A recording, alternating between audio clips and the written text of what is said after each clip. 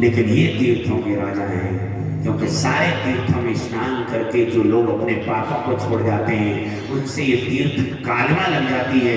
उस कालमा को छुड़ाने के लिए एक माघ मास में यह मेला लगता है, कुंभ लगता है। इसमें सारे तीर्था के स्नान करके अपनी कालमा छोड़ते जाते हैं। ये वो महातीर्थ है। और इस तीर्थ में आकर के खाली हाथ कोई नहीं गया है, यहाँ सब मांगने आते हैं। भगवान राम के भाई भरत भी मांग रहे हैं कि मांगो भीख क्या धर्म, जो देने वाला है वो कोई मांगता नहीं, वो भी तीर्थ में आकर के प्रयागराज में आके मांग रहा है। कौन है जो मांगता नहीं हो? इसलिए चार पदार्थ भरो भंडार, चारों पदार्थ प्रयागराज के भंडार में भरे हुए हैं। ऐसे राजा हैं प्रयागराज। वो जो यमुना और गंगा जो लहरें चल रही है ना, ये क्या हो रहा है? कभी इधर से लहर आई, कभी इधर से लहर आई, क्योंकि राजा के जो है चोमर जो होता है ना, उसको हिलाने वाले होते हैं, वही गंगा और यमुना है, वो चमर चला रहे हैं। राजा है ना प्रयागराज, चमर हिला रहे हैं, गर्मी नहीं लग जाए। विचार कीजिए। और बटवृक्ष क्या है? ये छत्र है। बटवृक्ष की बड़ी महिमा है यहाँ पर प्रयागराज। अच्छे वट, इसका दर्शन करना चाहिए। ये उस राजा का छत्र है जिसकी छत्र छाया में विराज रहे प्रयागराज, इसलिए छत्र अच्छे वट है। गंगा और यमुना की लहरें चमर हिला रहे हैं, ये राजा है। और इसमें सारे तीर्थ आ रहे हैं। अन्य क्षेत्रे कृतम पापम तीर्थ क्षेत्रे विनश्यति, तीर्थ क्षेत्रे कृतम पापम वज्रलोके न भविष्यति। घर परिवार में रह के जो पाप बन जाता है उसका प्रायश्चित तीर्थ में जाके होता है, लेकिन तीर्थ में भी जाके कोई पाप कर ले तो उसका प्रायश्चित त्रिलोकी में कहीं बताया नहीं गया। तीर्थ में तो गए हैं, लेकिन बड़ी सावधानी से तीर्थ में जाना चाहिए। तीर्थ में आज गंगा का जलपान नहीं करते हैं। आज बहुत से लोग तीर्थों में आ रहे हैं, होटलों में रुक रहे हैं और विदेशी जलपान कर रहे हैं। विदेशी जल बोतलों में आता है जो, आज उसका पान कर रहे हैं। तीर्थों को अशुद्ध करके रख दिया है। पहले बहुत बिरले लोग कोई तीर्थों में आते थे, अब तो इतनी भीड़ लगी हुई है। करे पुण्य करे, दान करे, सत्कर्म करे, स्नान करे। तीर्थ में जाओ तो 3 काम करना जरूरी है। जिस तीर्थ में जाए उस तीर्थ में स्नान करना चाहिए। हमारे सनातन धर्म में ऐसा कोई तीर्थ नहीं है जो एक नदी के किनारे ना हो।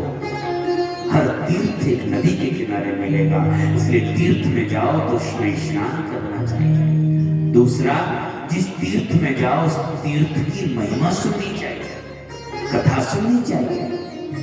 अगर कोई कथा सुनाने वाला नहीं मिले और तुम तीर्थ गए हो तो कोई पुस्तक खरीद करके उस तीर्थ की महिमा अपने आप ही बखान करो, सुनो उसको। तीर्थ में स्नान करें, तीर्थ की कथा सुने, महिमा सुने। और तीसरा काम, तीर्थ में जाए तो उसमें जाके कुछ न कुछ दान करे। समय दान करे, मन का दान करे, धन का दान करे, लेकिन कुछ न कुछ दान करना चाहिए। तीर्थ में आज देखिए क्या सनातन धर्म की, आज हिंदू धर्म की ये पराकाष्ठा दिखाई दे रही है। यहाँ रोज करोड़ों आदमी रह रहा है, लेकिन कोई भूखा नहीं सो रहा है। कोई धन से सेवा कर रहा है, कोई तन से सेवा कर रहा है, कोई मन से सेवा कर रहा है। यही यमुना का स्नान है, ये कर्म है। यमुना को कर्म कहा गया है, गंगा को भक्ति कहा गया है, और सरस्वती ज्ञान। देखिए इसलिए तीनों है। गंगा विष्णु भगवान के चरणों से निकली है। यमुना, जहां पर जितनी भी लीलाएं भगवान की हैं, भगवान कृष्ण की हैं, वो यमुना के तट पर है। और सरस्वती यहाँ पर ब्रह्मा जी ने इसका लिपिबद्ध किया है। ये सरस्वती, सरस्वती ज्ञान है, गंगा भक्ति है, यमुना कर्म है। इसलिए कोई भी तीर्थ में, देवालय में, मंदिर में जाके कोई भी कर्म करे, कर्म करे, भक्ति करे, दान करे, मन से, वाणी से, शरीर से, धन से कुछ न कुछ उपकार कर रहे हैं। समझ लो हम यमुना में स्नान कर रहे हैं, कथा श्रवण कर रहे हैं, समझ लो सरस्वती में स्नान कर रहे हैं, भजन भक्ति कर रहे हैं, जाप कर रहे हैं, अनुष्ठान कर रहे हैं, कथा कर रहे हैं, कथा सुना रहे हैं, कथा करा रहे हैं, ये गंगा में स्नान कर रहे हैं। विचार कीजिए। और आप जानते हैं कि इसकी कितनी बड़ी महिमा है। जिस समय राजा परीक्षित को सुखदेव की कथा सुनाने के लिए तैयार हुए, ये भागवत कथा सुखदेव जी ने गंगा किनारे पर सुनाई है।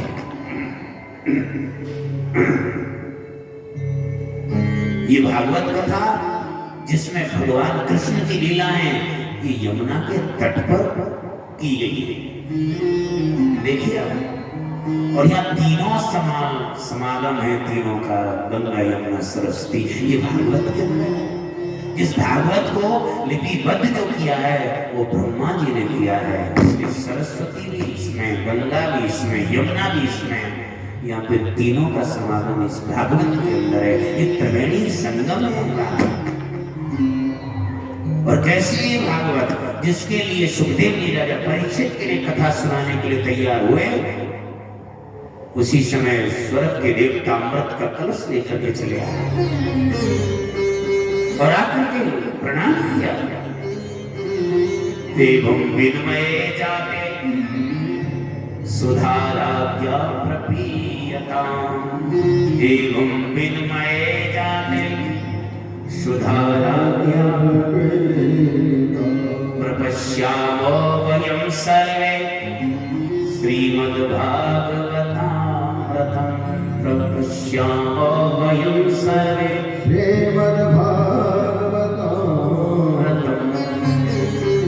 एवं विनमये जाते। अदला बदली कर लो, क्या अदला बदली कर रहे हैं? राजा परीक्षित को तक्षक सबसे मरने का भय है, इसलिए हम ये स्वर्ग का अमृत लेके आए। ये अमृत इसको पिलाओ, ये अमर हो जाएगा, और इसके बदले में जो तुम कथा अमृत पिलाने जा रहे हो, ये कथा अमृत हमें पिला दो। सुखदेव जी ने फटकार लगा दिया। इस अमृत का पान करने के लिए, इस अमृत की वजह से यहाँ पर पूरा हिंदुस्तान यहाँ आ रहा है। इस अमृत त्रिवेणी में स्नान कर रहा है, लेकिन आया, डुबकी लगा के चला गया, कहीं किसी संत के आश्रम में जाके कहीं कथा नहीं सुनी, सत्संग नहीं सुना, तो वो त्रिवेणी के संगम से वंचित रह गया। क्योंकि त्रिवेणी के संगम तो केवल गंगा यमुना ही तो प्रकट है, लेकिन सरस्वती तो कथा में जाके प्रकट होगी। सरस्वती अदृश्य है, इसलिए यहाँ पर त्रिवेणी का संगम तो कथा में जाके मिलेगा। इसके लिए सुखदेव जी ने देवताओं के फटकार लगा दी, तुम स्वर्ग के अमृत से ये कथा अमृत को खरीदना चाह रहे हो? कथा अमृत की तुम वैल्यू नहीं समझते हो? कितनी बड़ी महिमा है इस कथा अमृत की। यह स्वर्ग को देने वाले देवताओं को भी सुखदेव जी ने फटकार लगा। हम कहीं 10-5 रुपए, 10-20 रुपए, 50-100 रुपए दान कर जाएं तो हम दानी बनते हैं अपने को।